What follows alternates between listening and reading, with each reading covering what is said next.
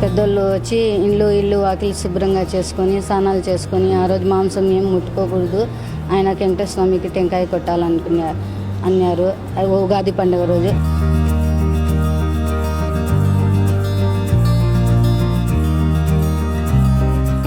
పూర్వ పాత కాలం నుంచి మేము మాత్రం విసిపెట్టేది లేదు, చేస్తానే ఉంటాం.